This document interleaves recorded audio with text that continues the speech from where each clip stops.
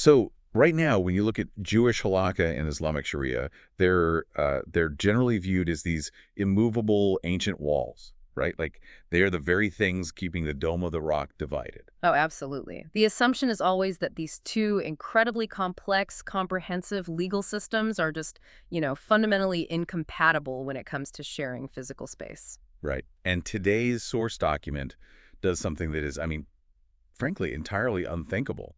It takes the absolute strictest, most orthodox readings of those exact same religious laws. The ones usually cited to enforce exclusivity, right? Exactly. Texts and precedents that are always used to say, keep out, and it uses them to legally mandate a shared sanctuary. It's wild. It's a blueprint that attempts to unite, the most contested piece of real estate on the planet.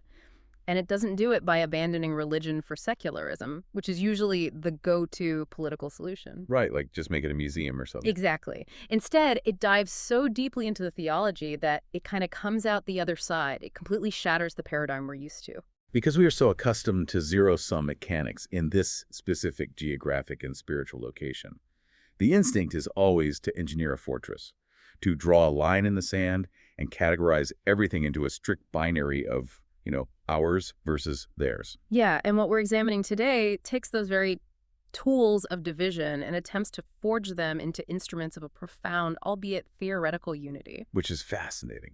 So for you listening, the text we are unpacking today is a visionary document dated July 17th, 2026. It's titled A Utopian Islamic-Jewish Vision for the Dome of the Rock, and it's written by Ophir Eliyahu Gal-Ezer. Right. We are going to explore this document as a theological horizon. It's a radical, highly interpretive reading of both Jewish and Islamic jurisprudence that attempts to carve out this shared sacred space. But before we get into the architecture of this argument, we absolutely have to lay down a mandatory disclaimer for you. Yes, very important context here. All right. This source material touches on incredibly charged political, territorial, and religious topics involving Israeli, Palestinian, Jewish, and Islamic perspectives. And we need to be crystal clear. We are not taking any sides here. None at all. Nor are we endorsing the viewpoints of the original author or the text itself. Our sole mission today is to act as your guides, unpacking the fascinating intellectual, theological, and legal ideas contained within the provided document.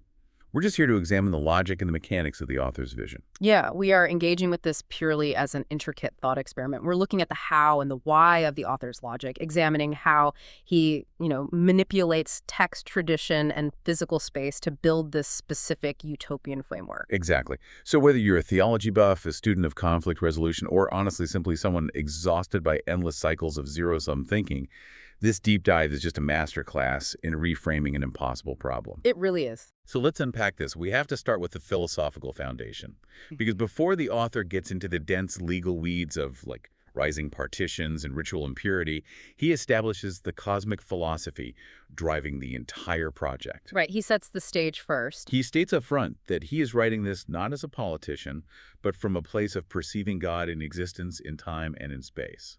And he's, highly self-aware of the nature of his proposal. He labels it utopian right from the outset. Which is a bold move. It is, because he acknowledges that it may never actually materialize in our timeline or our current political reality. But he argues that its beauty and inherent harmony compel him to explore it anyway. I love that. Yeah, he's trying to force the reader to look past the modern constraints of a single nation or a closed religion. And to do that, he introduces a reimagined concept of the Qibla. Right, the Qibla of the heart. So traditionally, the Qibla is the physical direction of prayer. In Islam, it's the bearing toward the Kaaba in Mecca. Judaism has a parallel concept, directing prayer toward the Temple Mount in Jerusalem. It's a very physical, geographic orientation. Exactly. Right. But the author takes this geographic bearing and turns it into a historical and spiritual trajectory.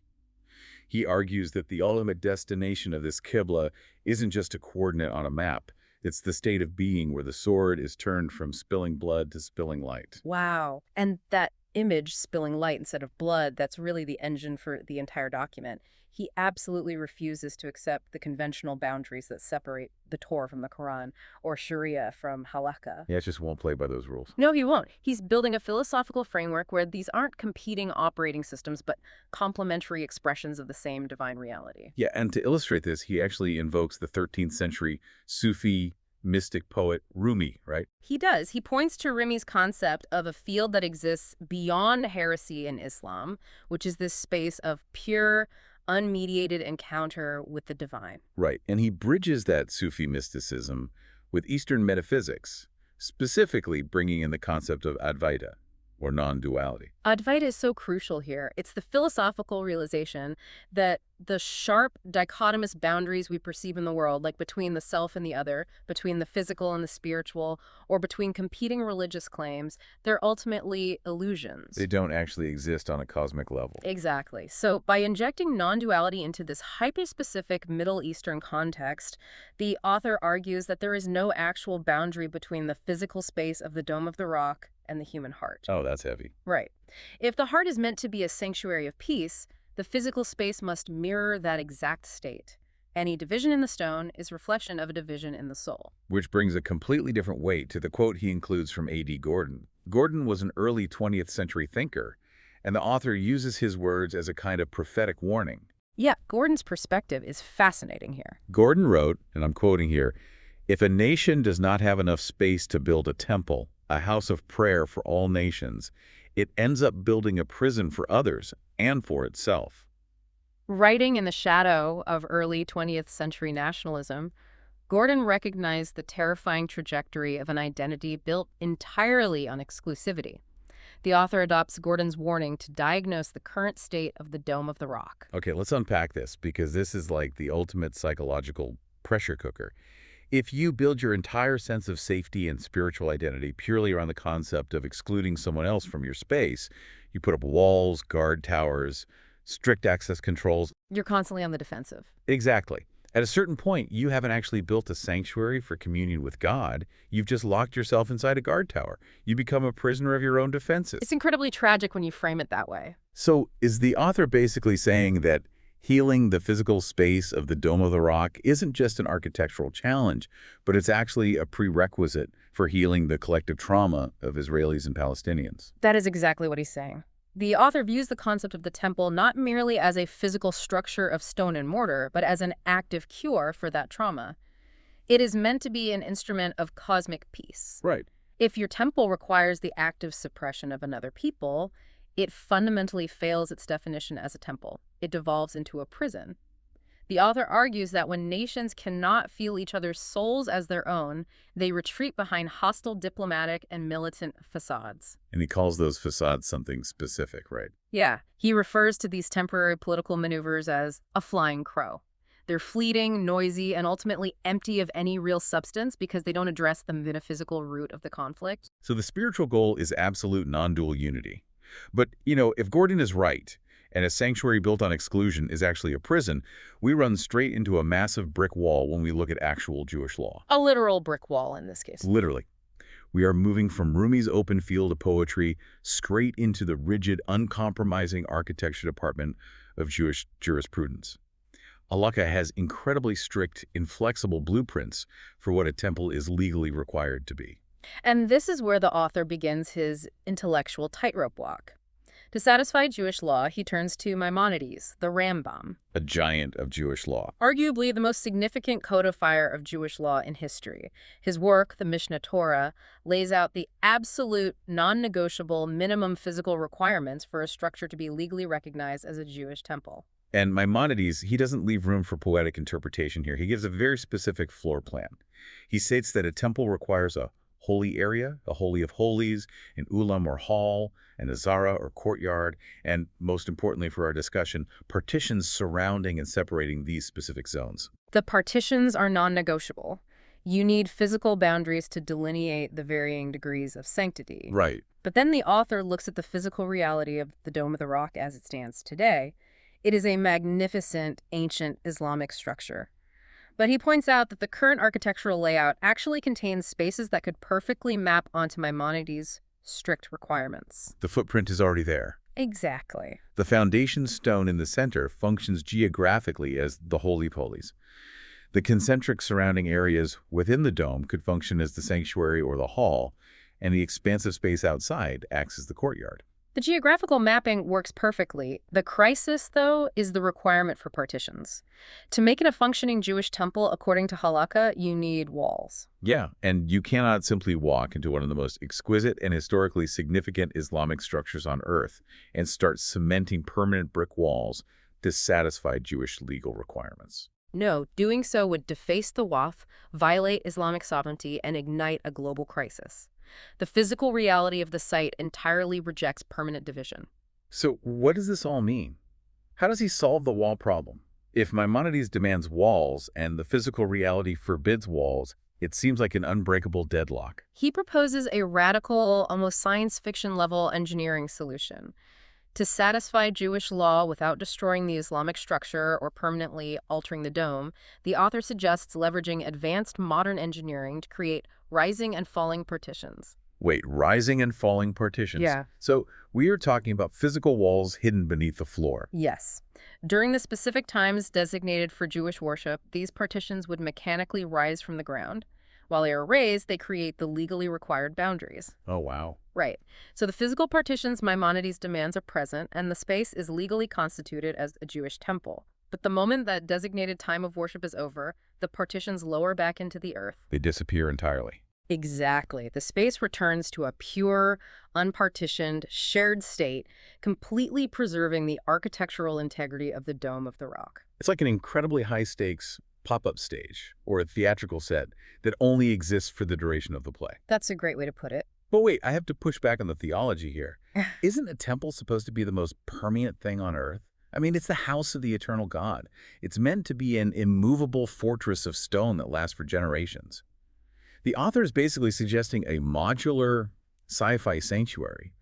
How does making it disappear actually make it holier? It feels like a downgrade just to accommodate politics. It's funny you say that because the author anticipates that exact objection, and his counter-argument actually elevates the entire concept.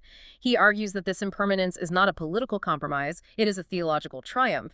He introduces the mystical concept of a nut. A nut. Yeah. That translates to nothingness or impermanence, Yeah. right? Correct.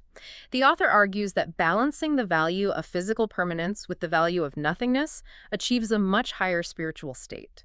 Consider the inherent danger of a permanent, magnificent stone temple.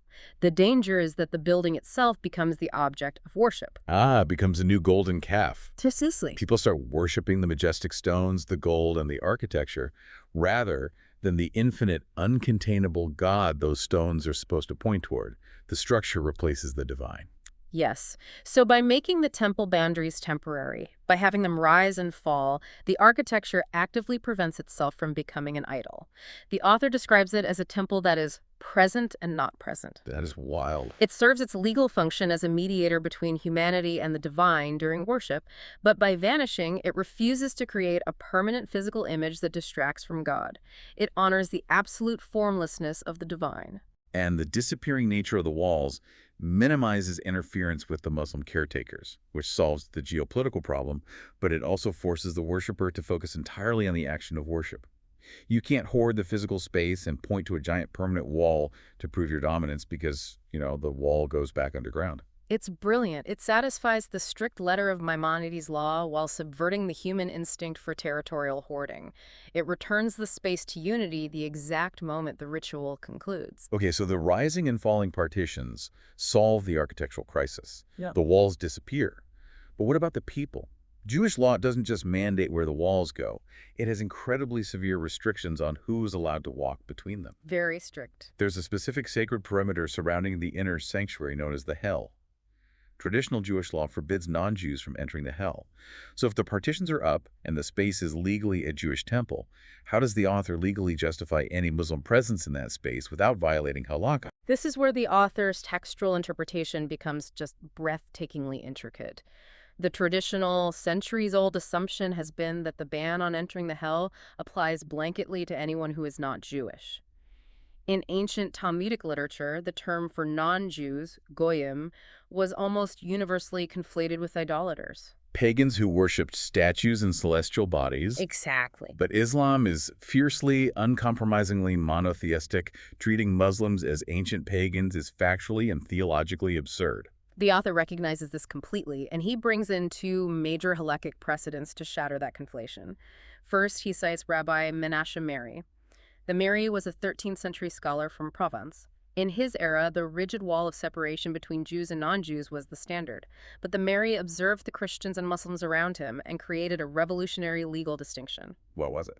He differentiated between ancient, lawless idolaters and what he called nations bound by the ways of religion. Meaning peoples who possess a moral code, an ordered society, and a belief in a single God. Exactly.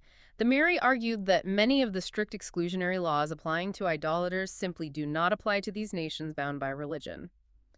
Islam fits perfectly into this category. Okay, that makes sense. The author then reinforces this with the Yavets, an 18th century authority who explicitly permitted entry into sacred spaces to those who keep the 7 Noahide laws. And those are the fundamental moral codes for all humanity in Jewish tradition. Right. So because Muslims adhere to strict monotheistic and moral principles, the author argues they are legally distinct from the idolaters banned in the original texts. They do not trigger the ban. Okay, so that gets them out of the banned category. They aren't idolaters, so the specific law keeping idolaters out of it doesn't apply to them. But here's where it gets really interesting, because here's where we hit the absolute climax of this document's legal gymnastics. The author uncovers a paradox within the laws of ritual purity that completely flips the script on who has access to the holiest sites. It is a massive paradox because Jewish law governing the temple isn't just about your ethnic or religious identity. It is fundamentally about your state of ritual purity. For a Jewish person to legally enter the inner sanctums of the temple, they must be ritually pure. Right. But there are different levels of impurity. And the most severe form is tumat met, the impurity incurred by coming into contact with or being in proximity to the dead. And this isn't about physical hygiene. It's a metaphysical state. Touching mortality distances you from the eternal presence of the temple. Precisely. And in the ancient world, purifying someone from tumat met required a highly specific, complex ritual involving the ashes of a red heifer. It is one of the most mysterious laws in the Torah. But here is the critical issue. For nearly 2,000 years, the Jewish people have lacked the ashes of a valid red heifer. Which means, practically speaking, virtually all Jewish people alive today are assumed to be walking around in a permanent state of tumat met. They are all ritually impure with the impurity of the dead. Yes. And because they cannot purify themselves from tumat met, they are legally barred by their own halakha from entering the deepest, holiest parts of the temple sanctuary. To do so would be a severe violation of their own law. Now, apply this massive legal restriction to a Muslim worshiper. We've used the Meri to establish that they are not idolaters, so they aren't banned at the front gate. But what about this intense ritual impurity? Do they have tumat met? This is the loophole that changes everything. Because Muslims are not Jewish, they are not part of the specific covenantal system of internal Jewish ritual impurity. The intricate laws of tumat met and the requirement for the red heifer simply do not apply to them. They are exempt from the system. I have to stop here to make sure you listening grasp the sheer irony of this. It's like an ultra-secure corporate headquarters. It's like the CEO, the Jewish worshiper, is locked out of their own office because they lost their security badge. But the guest from the visiting company, the Muslim worshiper, can walk right in because they aren't bound by the company's internal HR rules. That is exactly what is happening. This completely flips the narrative of us versus them on its head. It does. The logical deduction the author makes is staggering. He proves through strict halakhic precedent that a Muslim actually has a greater legal clearance to walk right into the Holy of Holies than a Jewish person does today. The author takes the most orthodox reading of the law, like the absolute strictest interpretations of impurity and entry, and follows the logic until it mandates the most radically inclusive outcome imaginable. And the psychological shift this forces is profound. If you take your own religious law seriously, and that law tells you that the other is actually purer in this specific context and has more access to your own holiest site than you do, it completely dismantles spiritual arrogance. It has to. Right. It forces the heart into a posture of humility. You cannot look down on someone who possesses greater clearance to the divine sanctuary than you do. It necessitates brotherhood. Okay, so Jewish law, stretched and interpreted through the Meri, the Yavets, and the paradox of the red heifer, can theoretically welcome Muslims into the innermost sanctuary. But a partnership requires two sides. It absolutely does. You can't have Jewish law saying, you are welcome, if Islamic Sharia says you cannot pray here, this is our exclusive land. So how does the author argue that Islamic law, Sharia, can actively accommodate Jewish worship at the Dome of the Rock? The author tackles Sharia with the exact same level of rigorous textual analysis. He has to address the formidable concept of the waqf. The Dome of the Rock and the wider Al-Aqsa compound are managed as an Islamic religious endowment, a waqf. Right, and historically and legally, a waqf is holding land in trust for God. Its purpose is immutable, and the standard assumption is that an Islamic waqf is exclusively for Islamic use and management. Right, so how do you bypass an immutable trust? Yeah, how does he do that? The author argues that the legal definition of a waqf does not mandate the exclusion of the light of the heart, even if the person bringing that light isn't officially labeled a Muslim. To ground this legally, he cites a specific hadith, a recorded tradition of the Prophet Muhammad regarding the very first rules of a waqf. Ah, the hadith involving Umar bin al-Khattab. Yes. In this hadith, the Prophet Muhammad is instructing Umar about how to manage an endowed property. The Prophet specifically notes that the caretaker of the waqf is allowed to eat from its produce or to feed a friend from it, provided the caretaker does not unjustly enrich themselves. Wait, to fee friend? The author seizes on that exact phrase. He argues that sharing the space, offering hospitality and spiritual sustenance from the endowment to a friend, is hardwired into the foundational law of the waqf itself. That's fascinating. The endowment isn't a locked vault designed to hoard blessings. It is a source of provision meant to be shared righteously. But okay, establishing a precedent for hospitality is one thing. Allowing a friend to eat from a charitable farm is an easy sell. But allowing a different religion to conduct a full prayer service inside a holy sanctuary is a massive leap. Does he have stronger textual backing from the Quran itself to justify recognizing Jewish prayer as valid? He does. He builds his case using 3 direct quotes from the Quran. He begins with Surah 5, verses 82 and 83.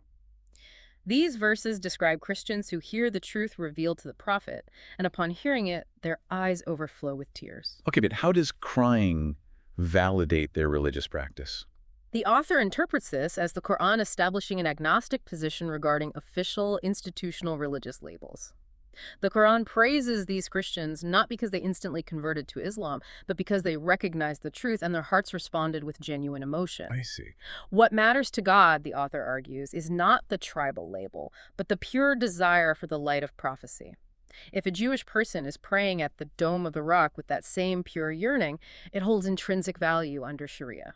It is a beautiful, heart-centered reading, but, it still feels a bit abstract. Does the Quran say anything explicit about Judaism in its texts? He moves immediately to Surah 5, verse 44. This verse explicitly acknowledges the Torah. It states clearly that the Torah contains guidance and light by which the rabbis judge. The Quran is legally validating the foundational text of Judaism as a continuing source of divine light. So the text is validated. But what about the physical architecture of Jewish worship? Does Sharia recognize a synagogue, or by extension a Jewish temple, as a legitimate place of God? That is his final and perhaps most crucial piece of Quranic evidence, Surah 22, verse 40. This verse describes the defense of religious spaces, and crucially, it mentions monasteries, churches, synagogues, and mosques in the exact same breath, describing all of them equally as places where God's name is remembered much. Synagogues and mosques validated in the exact same sentence. The author argues that if the Quran explicitly blesses a synagogue as a place where God's name is remembered, then a Jewish prayer, which is the act of remembering God's name, cannot logically be classified as a desecration of an Islamic waqf.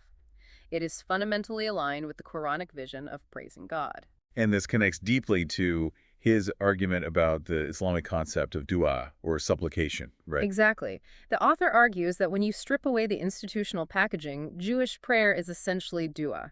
It is the sincere human cry to the Creator. It sounds like the author is saying that Sharia acts like a universal translator here. It doesn't matter if the prayer is spoken in ancient Hebrew or formatted as a Jewish liturgy. Islamic law recognizes the source code of the prayer, the dua, and validates it. What is truly revolutionary here is the methodology. I mean, think about it. These ancient texts are almost exclusively mined for reasons to exclude the other side. Always. They're weaponized in political debates to prove sole ownership. The author reads the exact same texts, the Hadith of the Waqf in Surah 22, to find the precise legal mechanisms that legally mandate inclusivity. He proves that the legal frameworks already contain the blueprints for sharing this space, if you just have the spiritual courage to read them that way. Which brings us to the absolute metaphysical climax of the entire deep dive. Yes, the big finish. We've solved the architecture with disappearing walls. We've navigated Jewish halakha by realizing Muslims are exempt from the impurity of the dead. We've navigated Islamic Sharia by defining Jewish prayer as a valid dua within the Waqf. Now, the author zooms all the way out to make his ultimate theological argument, and it rests entirely on a single word. The name of God. Break down this linguistic mirror for us, because this is where the philosophy becomes just undeniable. The author focuses on a beautiful foundational parallel. In Islam, one of the 99 names of Allah is As-Salam. Translating directly to peace. Yes, and in Judaism, one of the primary, most sacred names of God is Shalom, Which also translates directly to peace. So the author constructs his ultimate theological trap. If a Muslim is praying at the Dome of the Rock, calling out to Allah but simultaneously using their power to banish the Jewish worshiper from that space, what are they actually doing? The author argues they're effectively declaring, I pray to a God whose name is not peace. Wow. Because the physical action of exclusion and banishment fundamentally contradicts the very name they are verbally invoking. And in Islamic theology, this is a severe violation of Tawhid, the absolute indivisible oneness of God. You cannot fragment God. You cannot claim to worship the source of ultimate peace while practicing militant exclusion in his sanctuary.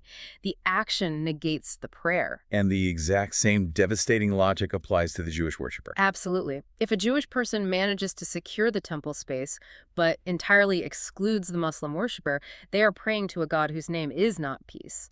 This violates the core driving prophecy of Judaism, which the author quotes, "In that day God will be one, and his name one." So essentially, true monotheism, according to this utopian vision, actually requires the inclusion of the other. Segregation isn't just a political failure or a lack of diplomacy. It is diagnosed as a fatal theological flaw. It's a literal taking of God's name in vain. You are weaponizing the name of peace to enforce division. Claiming exclusive ownership over the infinite God is a contradiction in terms. It's like trying to claim exclusive ownership over the sky. By building a massive, impenetrable roof over your head to keep the sky all to yourself, to ensure nobody else can look up at your patch of blue, you actually block out the sun. You lose the light, the very thing you were trying to hoard in the first place. That brings us perfectly full circle, back to where the author began with Advaita, non-duality. The physical stone of the Dome of the Rock, the complex intricacies of Jewish halakha, the generous mandates of Islamic Sharia, and the yearning of the human heart. Ultimately, these are not competing systems. They are different dialects of the exact same word: peace. It is an absolutely breathtaking piece of intellectual and spiritual architecture. The author manages to look at a space defined by thousands of years of conflict, and instead of throwing away the laws that seemingly caused the friction, he dives deeper into them to find the hidden mechanisms of unity. Let's briefly recap the ground we've covered today. Sure. We started with the concept of the Qibla of the heart, moving beyond a physical direction to a utopian destination. And we explored the ingenious concept of rising and falling partitions, fulfilling Maimonides' strict architectural demands for a temple without destroying the Islamic site, turning the impermanence of the walls into a theological defense against idolatry. We unpacked the incredible legal paradox where the Jewish laws of ritual impurity regarding the dead actually grant Muslim worshippers greater clearance to the Holy of Holies than Jewish worshippers. We saw how Islamic Sharia and the foundational rules of the Waqf can be interpreted using the Prophet's own Hadith and the Quran itself to validate and welcome the source code of Jewish prayer. And we concluded with the shared linguistic DNA of God's name, realizing that enforcing segregation in the sanctuary is a violation of monotheism itself. The author showed us that the most sacred, heavily guarded, and fiercely contested physical space on Earth might only reach its true ultimate potential when it is fully shared with the other. And that leaves us with a final thought for you to carry with you. Think about your own life. Think about your deepest ideological beliefs, your own intellectual holy of holies. Do you guard those beliefs with massive stone walls to keep opposing views out? What would happen if you installed rising and falling partitions in your own mind, allowing the other to enter and share that space without feeling threatened? If truth is truly unified, if the universe is truly non-dual, does hoarding it actually destroy it? Thank you for joining us on this deep dive into the source material.